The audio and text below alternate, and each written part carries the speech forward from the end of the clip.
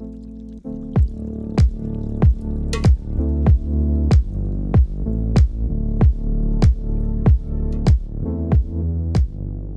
everyone, and thank you for tuning in. And we are back with yet another episode of the Counterpoint podcast. I am your host Mohit Agrawal, and today we'll be talking to one of the leader companies from Counterpoint's eSIM landscape scorecard. This podcast is next in the eSIM series that we have been bringing to you. In the previous podcast, we spoke about eSIM testing and interoperability. We talked to experts about component shortages and its impact on eSIM migration and much more. Today, we have a special guest from G&D, a company that is a pioneer in eSIM and a leader in eSIM enablement. We'll talk about the evolution of eSIM technology and the journey of G&D over the years. Please welcome Soren Hobbold. Soren, he heads the market intelligence and analyst relations at G&D. Hello, Soren. Welcome to the podcast. How are you doing today? Oh, hello, Mohit. Thanks very much for having me. I'm fine. How about you? Yeah, I'm also doing well, and thanks for asking. Before we get into this discussion, I would like to explain to our listeners that the core report of Counterpoint is one of the most comprehensive reports that we have on the global eSIM landscape, and G&D emerged as one of the top players in eSIM in the last edition. So, Soren, can you tell us a little bit more about your company? A lot of our listeners are not necessarily from the eSIM industry, and it will be good to start with some background on your company, G&D. No, absolutely, Mohit. Thank you very much. And I have to say it's a brilliant time of the year because I just came back from our Global G&D Management Summit where we kicked off 2024 and also the strategy beyond.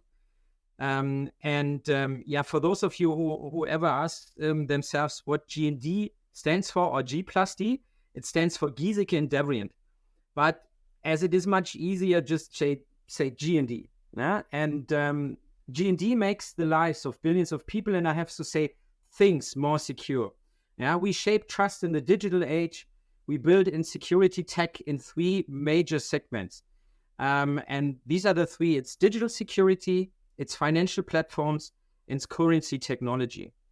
And you have to know that we are an innovative security tech company headquartered in Munich, Germany. And more than 170 years ago, we started in an area of banknote security. And you can imagine, as we talk about eSIM today, we evolved over time. So the step from printing paper money to plastic money in the shape of payment, debit, and credit cards was actually a natural, if not indirect, move. Yeah, and in the 80s, we produced authorizing our authentication cards for the German analog mobile network. And that was actually the start where we came into the telecom area. But when you look at it through all our different segments, security has always been at the heart of what we do.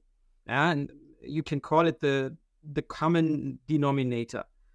But getting back to digital security, some call G&D the innovator of the SIM card. Exactly 32 years ago, and that's a long time, we delivered the world's first commercial SIM card to a telecom customer in Finland. And back then, actually only few people could have anticipated the impact that this little chip card would have had to the world. And today, G&D is really known as leading security tech company, offering our products and services across the world. And maybe just some facts and figures. G&D is present in more than 40 countries, with more than 14,000 employees. Last year, we had a turnover of more than 2.5 billion euros. So interesting is that if we reflect the revenue in 2017, only a tenth of our annual revenue was from digital offerings. And now, last year, in 2022, already 1/4 came out of digital offerings. And that's actually a big transformation that also we do at G&D, but also with our products that we offer our customers, to follow into the digital. Awesome. It's very inspiring to see the kind of growth that you are seeing on digital front. And you also mentioned that G&D has been around since the start of eSIM. Can you share some of the journey that you had from the beginning of eSIM and where we are now?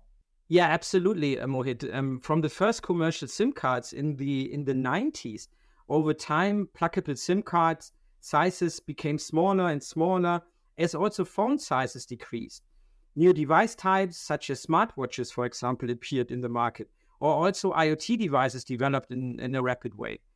And when I look back, G&D has, I think, by now already shipped more than 10 billion pluggable SIM cards to the market.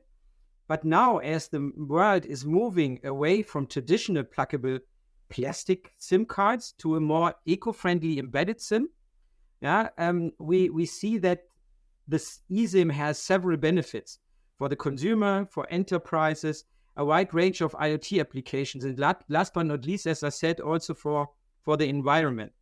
So I definitely think this podcast is all about eSIM, and we will touch on this further on as we speak. Nice.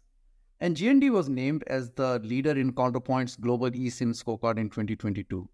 So reflecting back, can you touch upon a few things that you think put you ahead of your competitors and make you a leader in this field?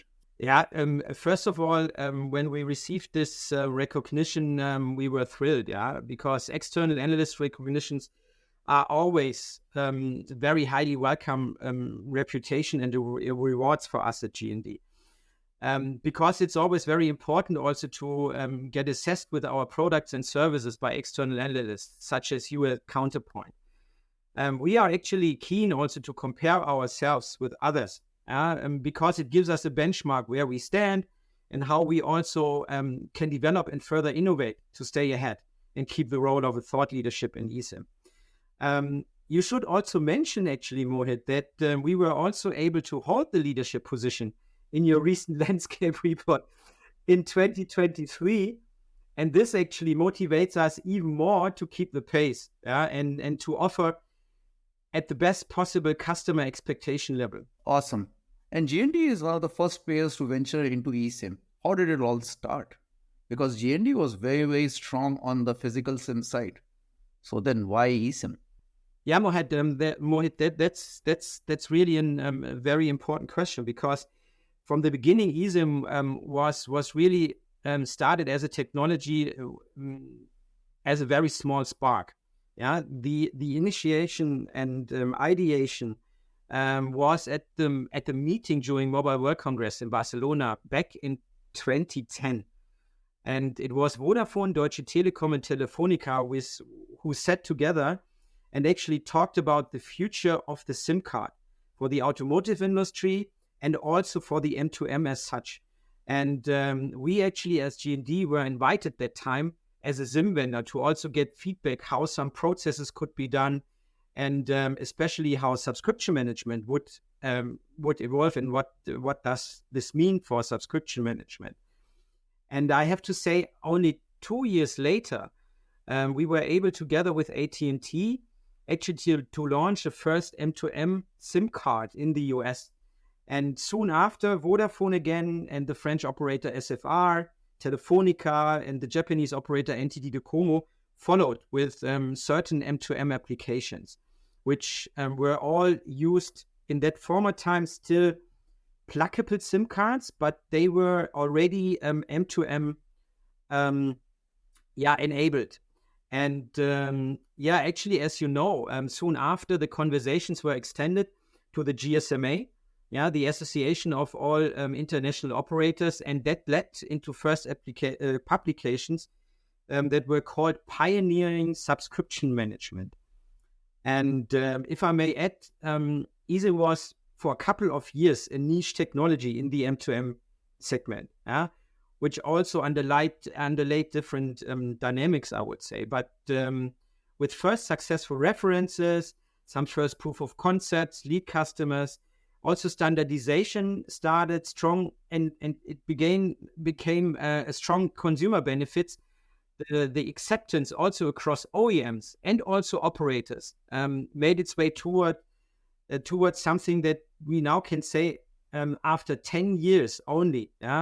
It stays. It's here to stay, and I have to say, so far still in a friendly coexistence with pluggable SIM cards, but it's definitely the way forward. And we all know that eSIM is also in an evolution, also towards, for example, for IoT devices in an integrated SIM card. All right. Very inspiring and good to hear about the journey so far. And from a market perspective, if you look at it, then there have been different inflection points over the years. So, what do you think were the key points in the journey from the market perspective that led to the growth of eSIM? Yeah, first of all, you might think that when we talked about M2M and automotive, it was very niche, as I said, yeah, but it was also very targeted. What is important for a new technology, that you not only in the beginning go into the broad applications and then really lose yourself in a lot of different requirements and so on, yeah. But as I said, eSIM solved also critical business model issues and around, for example, offering unlimited connectivity in premium cars. And therefore, the classical SIM card was, for example, for permanent roaming, not sufficient anymore. And this subscription management, which is the core of any eSIM management now, was a smart way to solve this. And the use cases, for example, of emergency calls in cars further accelerated the early adoption. And it, for example, came, as I said, in first implementations to the US, and AT&T, which I named, and worked together with General Motors, yeah, and put in these soldable SIM cards in the M2M form factor. And interesting, in Europe or in Germany, BMW followed very soon after, yeah, and also driven by the European regulation out of eCall. But some of you driving in a BMW might remember the connected drive services. And they started actually back, if I'm not mistaken, in 2014. And from there, as I said, more and more came into the automotive OEM brands. And by now, we are proud as G&D that we serve 8 out of the top 10 OEM car makers with eSIM and connectivity services. And maybe, if I may, earlier this year, we also announced an interesting deal with Scania, where we support their trucks connectivity management with our IoT suite.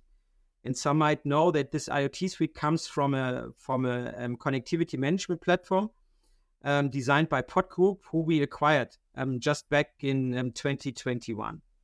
And if I come back to your question with this first successful implementations, now also consumer device OEMs started to get interested. Yeah, it was Motorola as the very first, but soon also Apple followed and Samsung. But interesting-wise, the very first who did an eSIM in a commercial device, in a consumer device, was Sony. They actually launched an eSIM-enabled tablet back in 2013. And as said, Apple followed then quite soon after with the iPad a year later in 2014. And that was actually the start of a very long-standing technology partnership between Apple and us. And I would say also a unique success story in the consumer device market to bring eSIM further. Absolutely. Then you did mention permanent roaming, and we have been doing some research around connectivity management platforms as well as IoT connectivity.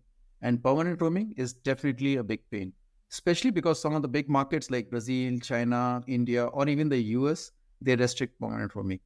But coming back to eSIMs, when we look back, 2022 was definitely an inflection point. So what do you think changed in 2022 and why so many transactions are happening? Yeah, and you're absolutely right, Mohit. 2022, and you name the launch of the iPhone 14, yeah, in September. At the moment for US only, as we all know, but this was really the final inflection point and breakthrough in the consumer devices with regards to eSIM. And I would say also driven by this, we have seen further operator uptake. And I remember that we counted up the MNOs at the end of 2020, and we came up for more than 340 mobile operators who had launched commercial eSIM services, yeah, for smartphones. But on the other side, I have to say this evolution of a technology leads also to diversity. And for us at G&D, it's very important that we talk about interoperability, because that is key to making technology and also widely available, not only for certain operators, but across regions and in best case across the world. And And we see now that nowadays we see multiple vendors offering services, cross-vendor test beds, who give actually vendors the possibility to test themselves against proof points and see where they stand. Yeah, and this is very important to drive interoperability. On the other side, we need to look at the standardization and specification efforts. And I like really to name here a few associations which are very important, like the GSMA or the Trusted Connectivity Alliance or TCA, Global Platform or ETSI. Because without them, without their help, we would not achieve to have a common standard around eSIM. And it might seem to be a little bit confusing with all the different spec releases sometimes, yeah. But customers are safe if they make the right vendor choices, yeah. For example, we keep track of all the latest specifications and ease up their implementations, and trying really to give our customers the possibility to stay at the forefront and the latest possible interoperability. On the other side, I would say consumer awareness, yeah, is also something which is very important, and it increased significantly. And this is not due to also at least efforts by smartphone OEMs, by mobile network operators, for example, offering dedicated eSIM data and voice tariffs now. So, for example, there was a study which I remember looking at the consumer awareness, and more than a third of consumers are, I think, back in 2022 were aware of eSIM, and this up from only, I think, 18% 2 years before. So that was really, you see, with regards to inflection point between 2020 and especially 22 with the launch of the iPhone. It was really another accelerator in this market, and I have to say we are really on a good way, but we still have our homework to do. Right. And so we also do track the shipment of devices, and in our assessment, the eSIM-enabled devices crossed 400 million last year in 2022. But the real barometer of success, in my opinion, for eSIMs is going to be the eSIM transactions. What do you have to say about that? What's your opinion on the eSIM transactions that are happening today? Yeah, absolutely. At G&D, we have seen an exponential growth in eSIM transactions over the last years, I have to say, and they doubled each year. They come from a small level, yeah. But you might remember in March this year, we announced that we reached an industry milestone with 100 million consumer or cumulated consumer eSIM transactions. And you can imagine that this number is outdated by today. Yeah, but unfortunately, I can't share where we are right now, but I can share we are on a very good development path. Nevertheless, yeah, some might say, well, 100 million compared, for example, to around 4.5 billion pluggable SIM cards, which are shipped every year. This is still very small. So therefore, I would say that transactions are only one KPI in the world of eSIM. Because what is also very important is the support of global operators. Yeah, and I not only say the big ones, the tier ones, but also tier twos, MVNOs, and that's actually something that we also see develop very, very positive.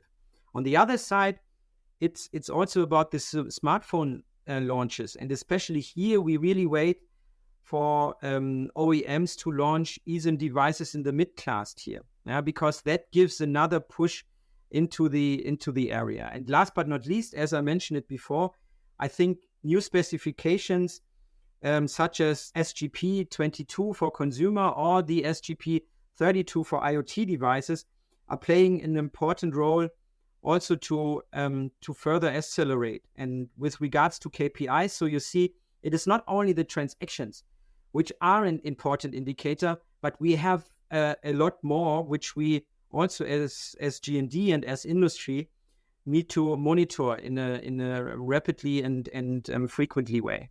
Yes. And you did refer to the consumer study where you said that 1/3 of the consumers are now aware of eSIM. And that's a good jump from single digit to 1/3 of the consumers. But still, consumer education continues to be a big challenge. a lot of people think that eSIM is much more complex. Especially when you look at the physical SIM, you just have to pull it out from the device and put it in the second one. However, on the eSIM side, there are many more steps, and that's the reason why consumers find it complex. So as an industry, what do you think industry should be doing or might be doing to enhance the consumer education in this area? Yeah, we hear this quite a lot, I wanted to say, but I think it is decreasing. But actually, I would answer complexity is actually relative. Yeah, it depends whom of the eSIM ecosystem players you ask. I would say the root cause of this perception that it is complex is the possibility that digital transformation, is driven by eSIM. And this, that this is not a sprint, it is actually a marathon. And eSIM is not only in technology, it affects really core processes in operators, also for smartphone OEMs and for other players, such as device management, customer onboarding, handling customer journeys, and also shopping experience. Yeah, I think Corona, and that's positive, acted as a kind of accelerator, because suddenly the ecosystem players said, recognize we are not able to address our customers in the traditional ways anymore. And eSIM gave a very good, and gives actually a very good way over digital channels. And therefore, I think this different areas which eSIM touches in your all over business processes seem to get the perception that it's complex. But on the other side, I would say nowadays, leading eSIM vendors, are offering service including consultancy, end-to-end implementations, short time to market, to test also, and as I said before, it brought, or it made actually eSIM more attractive for tier 2 operators, and even including a long list of mobile virtual network operators. And it is important also to say that professional implementations, not only in the eSIM endpoint, but also in the data centers is important, because they have to be geo-redundant. They need to ensure highest, and this famous 4x9% of availability. They offer, in best case, follow the sun operations or service level support. We at G&D, we call this the Christmas effect, because with eSIM services, you are on the critical path of a consumer experience during each device unpacking. And therefore, looking at the end consumer, also the onboarding process has become fully digital and very straightforward. E.g., and I like to remember, I like to mention this with a quick transfer for Apple devices with our latest entitlement services that we offer there. And last but not least, enterprises.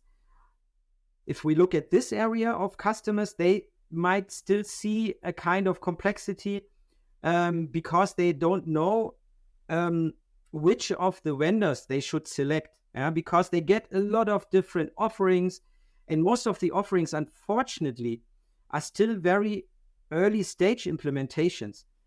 And I have to say, Mohit, with your assessment and market analysis at Counterpoint, as well as us at G&D with thought leadership in best class implementations of eSIM and connectivity services, we can really further accelerate and especially ease up the eSIM market. Absolutely. And 2022 was definitely very exciting. But 2023, again, the excitement continues with the new specifications that were released on IoT, like the SGB32. So what are the trends that you see over the next 12 months, especially on the eSIM side, that excites you? Oh, absolutely. We all know that we are living in a rapidly connected IoT era. And we read all about the increasing connections among all kinds of devices and use cases almost every day. Yeah, and you hear about the billions of numbers. They are impressive and interest big. but still the market is quite fragmented. And I would say we talked about Apple and this big bang in 2022 with the first eSIM-only phone for the US. I would say the new specification of the GSMA is such a big bang for the IoT industry. Because the spec with the name SGP32 simplifies the integration between a large number of OEMs for IoT devices and MNOs. It also allows enterprises to buy services from a broader range of players and easily obtain subscription from operators outside their home environment. And if we look ahead and into the next, I would say 12 months, and let me expand this also to 24 months, the latest development in standardization is the digitalization of the SIM profile insertion at the point of device production in the factory. And this allows us actually to onboard connectivity in the point of the production, the device production. And this will end up in a specification by the GSMA, which is so-called the SGP42. And if you remember, maybe to sum up this, G&D, or some people name G&D the inventor of the SIM card. This is for us actually not a phrase. Yeah, this is our mission. We further digitalize the SIM card and the corresponding connectivity management services. G&D is actually in the entire life cycle of devices from cradle to grave. And with our AirOn 360 eSIM device services and our IoT suite, we offer lifecycle and connectivity management across all consumer and industry use cases. And we actually refer to this as the full stack, which is a horizontal offering. And maybe to end my answer to your question, with our latest acquisition of Mecomo, a provider of asset tracking devices and AI-powered analytic platforms, we now also integrate our offerings into specific vertical applications such as logistics and transportations and make them more attractive for a new range of customers. And this is maybe, if I look into the next 12 to 24 months, would be my answer to your question. Thanks, Suren. Always a pleasure to talk to you. Thanks for your valuable insights and joining the show. See you, Mohit. Thank you very much. Bye-bye. And for our listeners, thanks for tuning in. Reach out to us via email on contact@counterpointresearch.com. You can also listen to the previous podcast on major broadcasting platforms such as Apple Podcast, Spotify, or Google Podcast. For now, this is Mohit signing off. Have a good day and see you in the next one.